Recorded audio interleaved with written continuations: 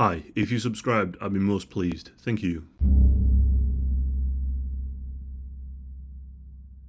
This case takes place in the United Kingdom in Sheffield in the year 2024. Meet Sacad Ali. Sacad Ali was born in 2000. He grew up within a close-knit family and was described as caring, thoughtful, and devoted to his siblings. There isn't a great deal public about his early life and his adolescence, but what we do know is that in his 20s he became involved in drug dealing. It's not known whether or not this was his main line of income or if this was a low-level side income. He managed to keep this line of work to himself, making sure that his family didn't know. But although his operations were out of sight of his family, he attracted the attention of others who saw Sacad as a threat and believed him to be competition. Meet Barney Griffin, born on the 8th of November 2006, Jack Douglas, born on the 28th of June 2007, and Rebecca Moore, born on the 27th of July 1999. By 2024, Barney and Jack were relatively fresh out of school. Barney had a relatively normal upbringing by his mother, though he suffered significant illness as a child. He was known locally as a talented youth footballer, and he showed early promise in the sport, but he eventually drifted away. On the other hand, Jack's early life was marked by instability and hardship. His parents divorced when he was just 8, and not only this, the social services designated him as a child in need. Jack had behavioural problems throughout his childhood and was diagnosed with ADHD, though he was not constantly taking his medication. As the two boys grew older, they moved away from the innocence of youth. Following secondary school, they had very few job prospects and appeared to have no formal employment. Somewhere along the way, they had been taken into a notorious nationwide drug network operating through multiple dedicated phone lines. These phone numbers were called the Frank line, the Bruno line, and the AJ line, named after the famous British boxers. Barney and Jack were working for the Frank line, and the Frank line dealt with a hardcore range of drugs, heroin and crack cocaine. The Frank line serviced many counties across the UK, and you don't have to look far before you come across news articles covering the arrests of dealers linked to this particular phone line, be that in Birmingham, Suffolk or Yorkshire. Each line had a direct hierarchy with organisers at the top and street-level dealers or couriers at the bottom. Barney and Jack were younger dealers, and they were to carry out the dealings and orders on the ground. They both had no prior convictions, which is rather rare for their line of work. Within Sheffield, this drug network exerted territorial control, especially in the Burngreave area of the city. The most chilling evidence of their influence was the violent eliminations of their rivals. In November of 2020, 20-year-old Rami Salam was shot dead in a Sheffield apartment by members of this gang. There have been several other acts of aggression and intimidation as the various phone lines expanded from their stronghold in Burngreave. Sadly, one of the latest was this case. And then we have Rebecca Moore. She was associated with Barney and Jack, and she would often buy crack cocaine from the two. Rebecca worked as a lady of the night. She had previous convictions, including possession of an offensive weapon, and had once attacked an emergency worker. She maintained close ties to drug dealers from the Frank line, largely due to her drug dependency. In the early hours of the morning on the 9th of March 2024, Jack Douglas, Barney Griffin, and Rebecca Moore all met up at a flat owned by a man named Kenny Thornhill. Kenny Thornhill's flat was a familiar spot and was a known meeting place for those involved with drug taking and selling. On this night, Kenny was unwell and was in bed. But the other three, they began to discuss their business arrangements quietly. They discussed the fact that other people had been operating in their territory. Barney Griffin was agitated and was often possessive of the territory he felt was rightfully theirs, and Jack Douglas was eager to prove himself.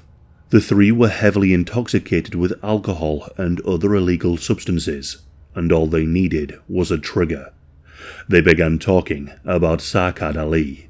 They knew that he had stepped onto their territory, threatening their profits and disrespecting their authority. They agreed at Kenny's flat that this couldn't continue, and a decision was swiftly made. Barney turned abruptly to Rebecca Moore and said bluntly, "Ring that one." He pointed at Sacad's name on a list of mobile phone numbers. It made sense that Rebecca knew when and where other drug dealers dealt, as she was the customer. Obediently, Rebecca picked up her phone and called Sacad's number, and he picked up. Rebecca spoke in a soft, enticing tone, promising to buy drugs, perform intimacy, anything to ensure that Sacad appeared at the chosen spot. The trap was set. After this phone call, Barney, Jack and Rebecca left the flat, taking with them a number of knives.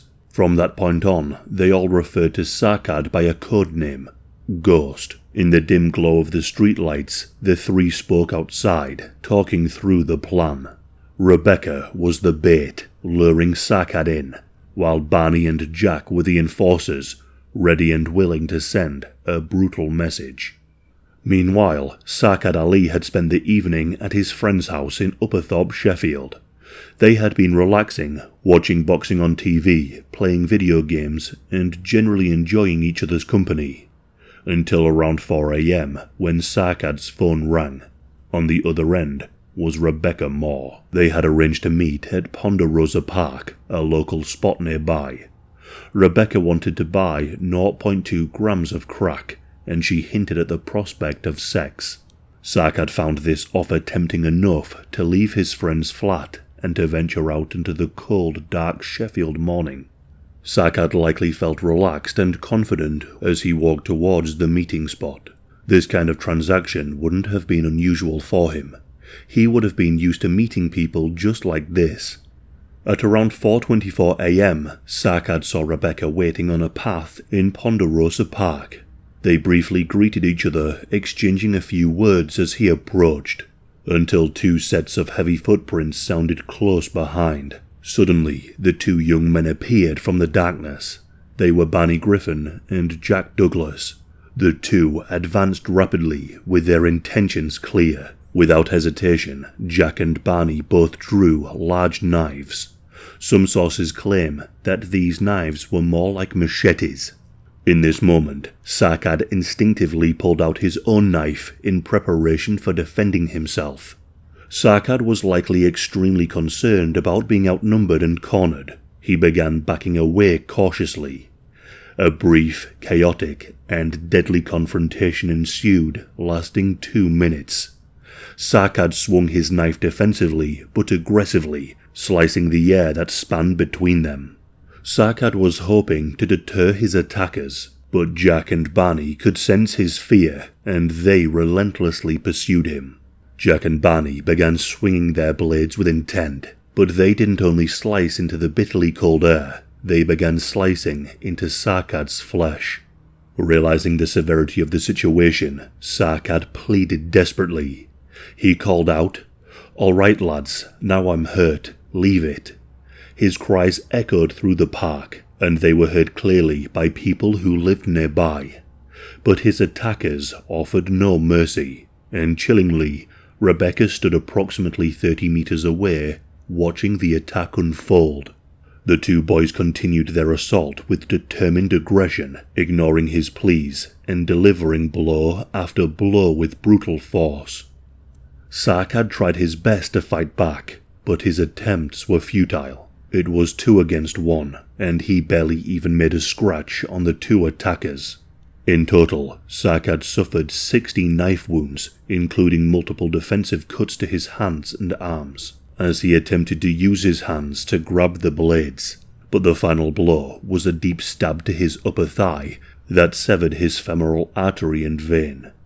Immediately, his strength drained away as his blood flowed freely, soaking into the cold, damp earth. Sacad staggered, struggling desperately. He tried to regain his footing, but collapsed only seconds later, overwhelmed by pain and a loss of blood. The attackers saw how their attack had left Sacad in an irreversible state of injury, and they decided to flee into the darkness, leaving him alone to die in the silence that followed. Sacad fought desperately to stay conscious, and he tried to pull himself up, but he was breathing heavily, and as his body began to shut down, he was unable to move. Nearby residents had heard the commotion, and they quickly arrived, desperately trying to help.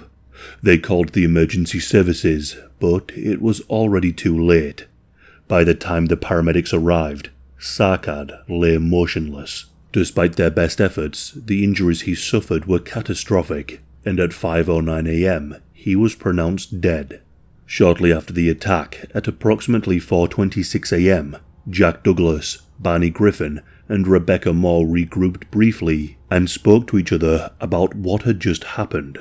The three were seen together, but they quickly dispersed as the emergency services began arriving. Jack and Barney hurried back to Kenny Thornhill's home. Their clothing and gloves were heavily bloodstained. However, there were two other young women at the flat. Realizing the urgent need to remove evidence, they instructed these two young women to leave the flat immediately. But little did Jack and Barney know, these two women were in the flat earlier and had heard their entire conversation, and they would later become key witnesses in the case. Barney and Jack quickly discarded their incriminating clothing, carefully covering a minor injury that Barney had sustained in the struggle. Meanwhile, Rebecca fled to the home of an acquaintance to seek shelter and financial help. Her name is Kelly Baker Finnegan. She will also become another key witness in the case. In a state of intoxication, Rebecca confessed openly to Kelly, admitting that she had lured a man to his death. She described vividly witnessing a violent confrontation, referring to the attack as a sword fight. She very openly stated that she had arranged the ambush to protect the Franklines' territory. She relayed the events, stating that she had a key role in Sacad's death, and what's more, she had absolutely no remorse for what she had done. When the police arrived at the scene, they immediately secured the area and started taking witness statements from nearby residents. They also noticed CCTV nearby, which was swiftly analysed, showing the entire encounter. Other CCTV spotted the group of three, and they could be tracked for a fair distance before they scattered. The police also analysed Sacad's phone records and noticed several calls and messages made by a woman named Rebecca Moore. They quickly put together that this was the woman in the CCTV. For 48 hours, the police continued their investigation, fairly confident with the overwhelming evidence that they had already acquired.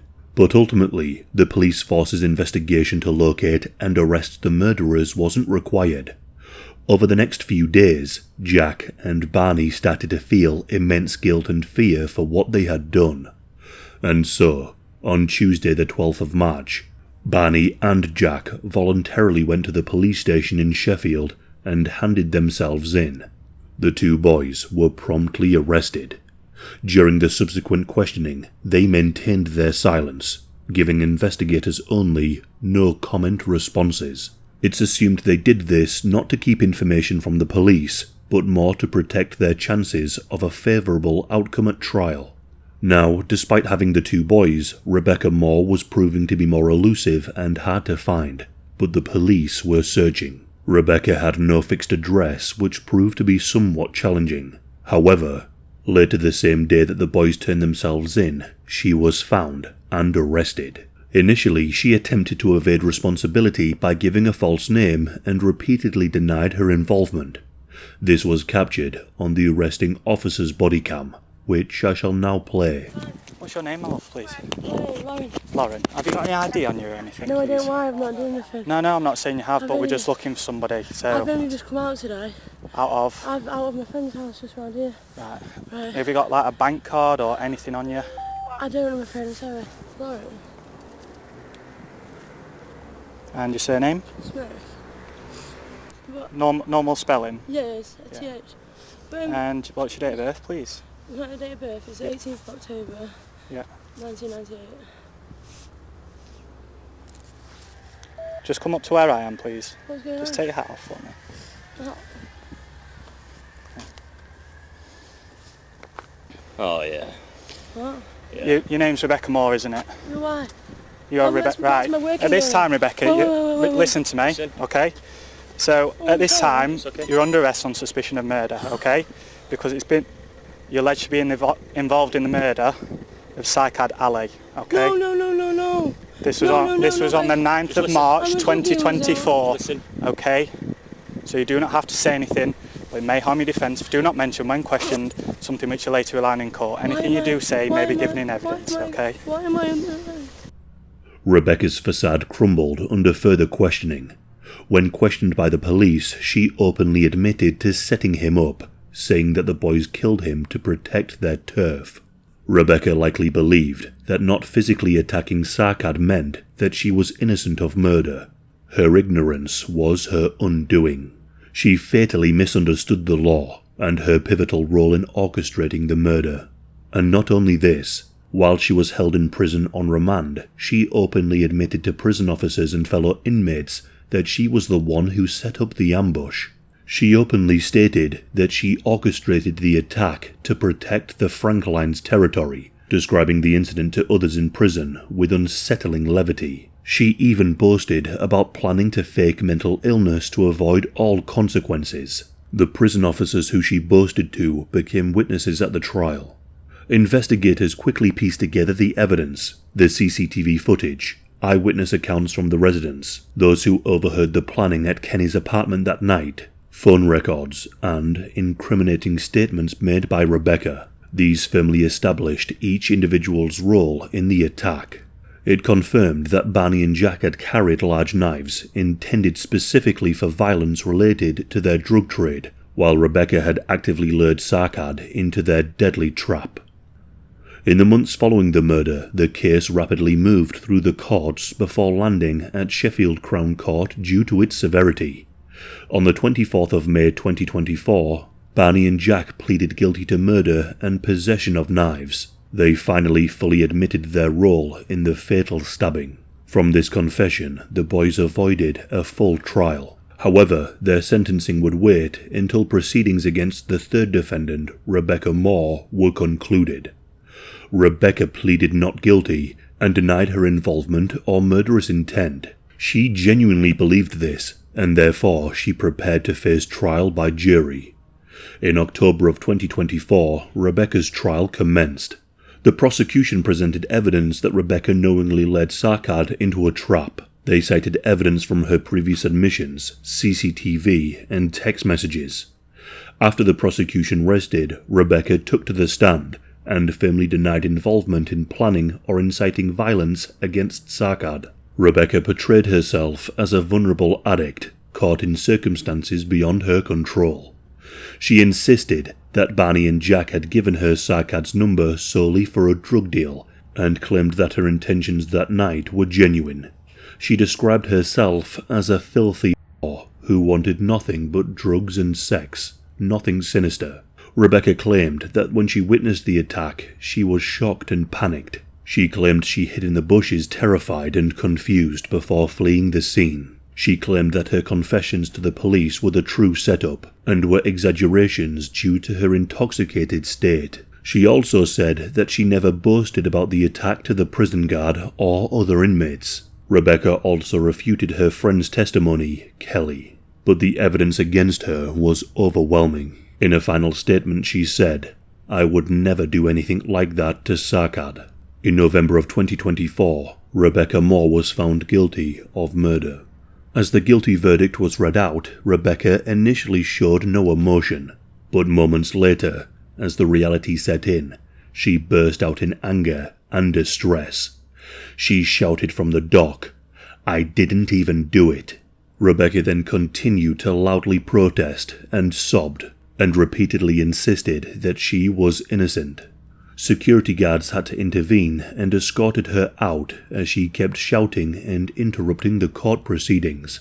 During the sentencing, the judge acknowledged that Barney and Jack were teenagers who may have themselves been recruited or corrupted. However, he made it clear that this did not excuse their actions. Barney Griffin was sentenced to life in prison with a minimum term of 16 years, meaning he will not be able to be released until at least 2040. Jack Douglas was sentenced to life in prison with a minimum term of 15 years. Rebecca Moore too was sentenced to life in prison, but with a minimum term of 15 years too. Sacad's family have spoken about their devastation and love for him in the aftermath of his murder. His mother described the moment she learned of his death as the worst nightmare of every parent. She has said that their lives have changed forever, and that the family was left completely heartbroken by his loss. The family expressed gratitude to everyone who tried to help Sacad that night, and thanked the police for their efforts in bringing the killers to justice. The case of Sacad is tragic, but it also speaks to the dangers of getting involved in the violent underworld of drug dealing. In today's society, people who run these organizations are capable of extreme violence, and lower-ranking members are rewarded when they commit violence against their enemies. Sacad is one of many people who have lost their lives in this terrible way.